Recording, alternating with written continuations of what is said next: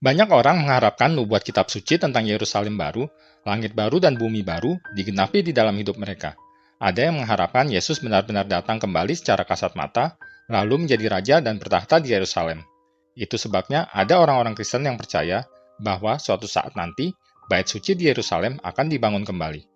Ada juga yang mendambakan bumi yang baru seperti taman yang penuh kedamaian, sehingga orang bisa melihat anak lembu bermain bersama singa muda, dan anak-anak akan bermain di atas lubang ular tanpa takut bahaya. Banyak orang begitu bersemangat akan apa yang mereka harap dan dambakan tersebut, sehingga berusaha hidup kudus, berusaha menjadi lebih baik dari orang lain. Berharap dengan itu Allah memberikan Yerusalem baru sebagai upah. Sayangnya, mereka tidak memiliki pengertian yang benar akan kerajaan Allah, sehingga mereka tidak memahami bahwa apa yang mereka harapkan sebenarnya sudah lama ada di sekitar mereka. Namun, apa yang mereka dambakan tersebut tidak terselami oleh mereka. Karena itu, izinkan saya memberikan sedikit pemahaman tentang apa itu Yerusalem baru. Dalam Ibrani 12 ayat ke-18 sampai ke-22 dikatakan bagaimana mereka, jemaat Ibrani waktu itu, tidak perlu lagi dihadapkan kepada hal-hal yang mengerikan, api yang menyala-nyala, kekelaman, dan kegelapan, dan badai yang hebat, seperti yang dialami bangsa Israel di Gunung Sinai ketika Allah memberikan hukum-hukumnya. Peristiwa yang bahkan membuat Musa sendiri sangat ketakutan menyaksikannya sehingga ia gemetar. Sebaliknya, mereka sudah datang ke Bukit Sion, ke kota Allah yang hidup, Yerusalem surgawi. Ketika kitab Ibrani mengatakan bahwa mereka, jemaat Ibrani waktu itu, sudah datang ke Bukit Sion, ke kota Allah yang hidup, Yerusalem surgawi, tentu, itu tidak menunjuk kepada kota Yerusalem secara fisik. Yang mereka datangi ialah kerajaan Allah yang rohani, karena dikatakan bahwa di sana mereka menghampiri para malaikat, roh orang-orang kudus, bahkan Allah sendiri. Sehingga yang mereka datangi bukan seperti Gunung Sinai yang lahiriah. Karena jika Yerusalem yang baru itu adalah sesuatu yang materi, maka Ibrani 12 ayat ke-18 sampai ke-22 tidak berarti apa-apa.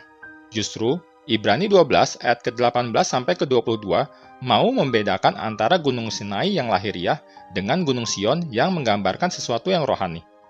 Dan ini bisa dibuktikan dengan membaca Galatia 4 ayat yang ke-25 dan ke-26.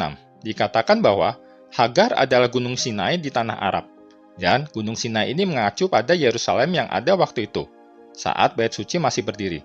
Dan dikatakan bahwa dia, kota Yerusalem itu, menghambakan diri bersama anak-anaknya. Tentu, yang dimaksud adalah orang-orang Yahudi dengan ibadah lahiriah mereka. Sebaliknya, Yerusalem yang ada di atas, di surga, adalah wanita merdeka. Dialah ibu kita semua. Ketika Paulus berbicara tentang Yerusalem sebagai ibu kita, sebenarnya apa maksud Paulus? Jika kita membaca terus sampai Galatia 4 ayat yang ke-27, di sana ada tertulis, "Bersukacitalah hai si mandul, yang tidak melahirkan. Bersoraklah dan berteriaklah, engkau yang tidak mengalami sakit bersalin. Karena anak-anak dari wanita yang ditinggalkan lebih banyak daripada anak-anak dari wanita yang mempunyai suami." Kata-kata Paulus tersebut adalah kutipan dari kitab Yesaya 54 ayat yang pertama, nubuat yang ditujukan kepada Israel. Dengan mengutip nubuat tersebut, Paulus mengatakan bahwa Yerusalem yang dari atas itu, yang juga diilustrasikan sebagai perempuan yang tidak melahirkan, namun memiliki banyak anak-anak, adalah Israel. Tentu, yang Paulus maksud bukanlah Israel secara daging, namun yang rohani. Itu sebabnya Paulus mengatakan Israel sebagai ibu kita semua.